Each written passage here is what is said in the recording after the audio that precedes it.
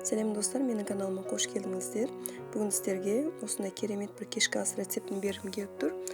Еттен және көкөністен жасалған, бұқтырылған осындай ерекше бір тағам жасап көрсеңіздер болады. Олай болса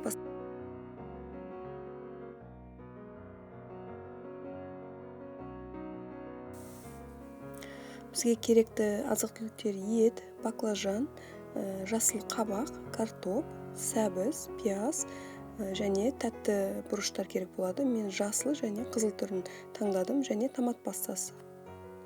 Ең алғаш қазанымызға сұйық майды құйып, пиязды және етті қуырып аламыз.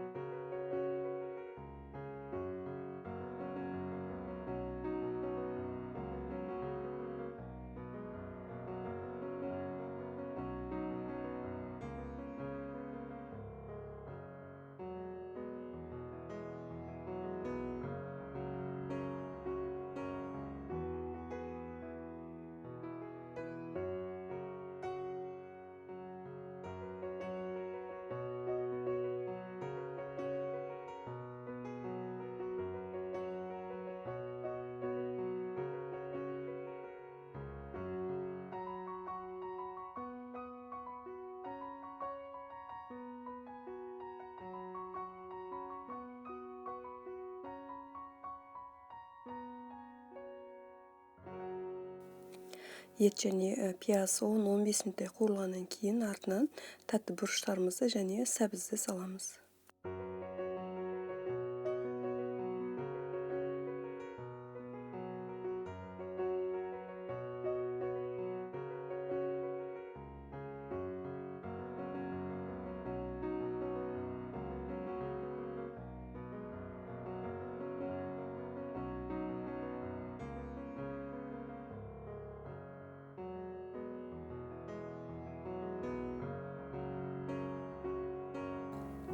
Достар, өздеріңіздің қалауларыңызға қарай әртүрлі дәмдеуіштер қоссаңыздар болады.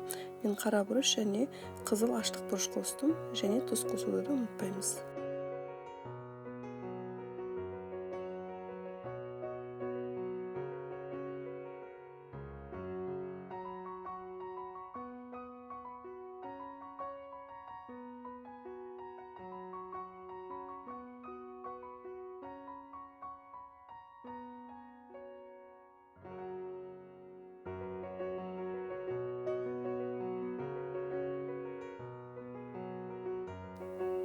Дәмдеуіштерді қосқаннан кейін жақсылап араластырамыз және қақпағын жауып бұқтырып қоямыз.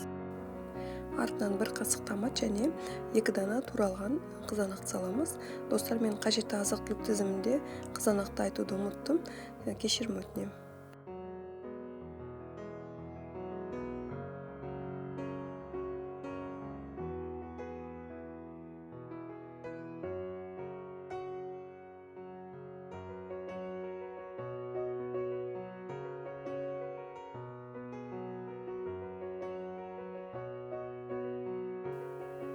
Ет және көкөністерді жай отта бұқтырып қоямыз да, артынан басқа бір табада қызып тұрған майға картопты, жасыл қабақты және баклажанды қуырып аламыз.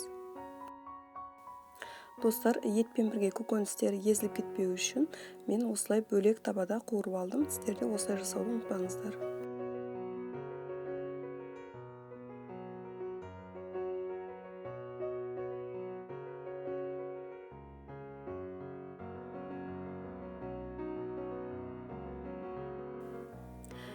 Тамағымызды кішкене араластырып, үстінен 2 дана лавр жапырағы және қайнаған су құямыз.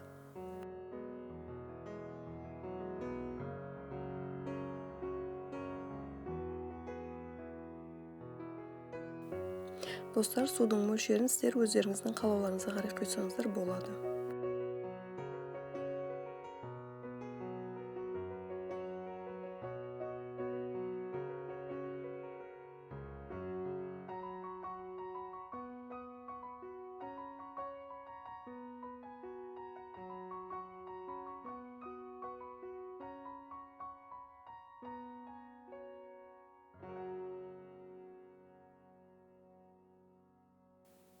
Бөлек тапада қуырылып жатқан көкөністерді осылай араластырып тұрамыз. Ешқандай тұз, дәмдеуіштер қоспаймыз.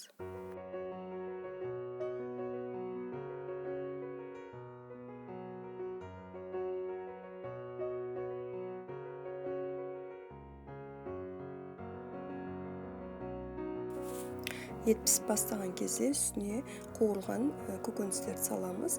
Бір-біріне жақсы дәм беру үшін тағы бұқтырып қоямыз.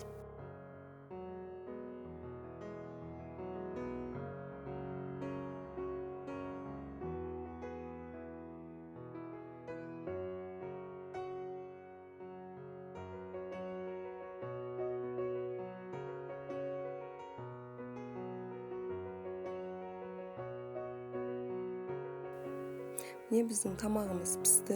Көріп тұрғандарыңыздай түсі өте әдемі болды. Нағыз жас тамағы. Дәмі де өте керемет. Көкөністері езілмей әп-әдемі болып пісіп шықты. Достар, бұл тамақты тауық етінен де немесе мүлдем етсіз де жасауға болады.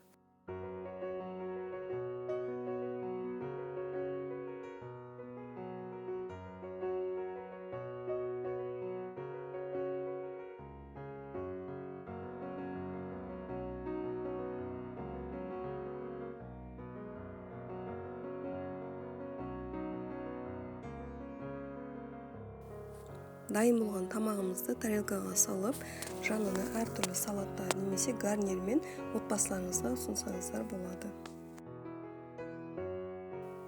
Достар, егер менің видеоларым сіздерге баяу келіп жатса, сіздер экранның оң жағында, жоғарғы жағында настройка бөліміне кіріп, скорость деген батырманы басып, өздеріңіздің қалауыңызға қарай видеоны тездетсеңіздер болады.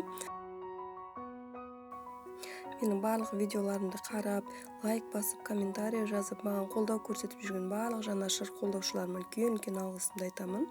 Келесі видеоларда көріскенше қош сау болыңыздар.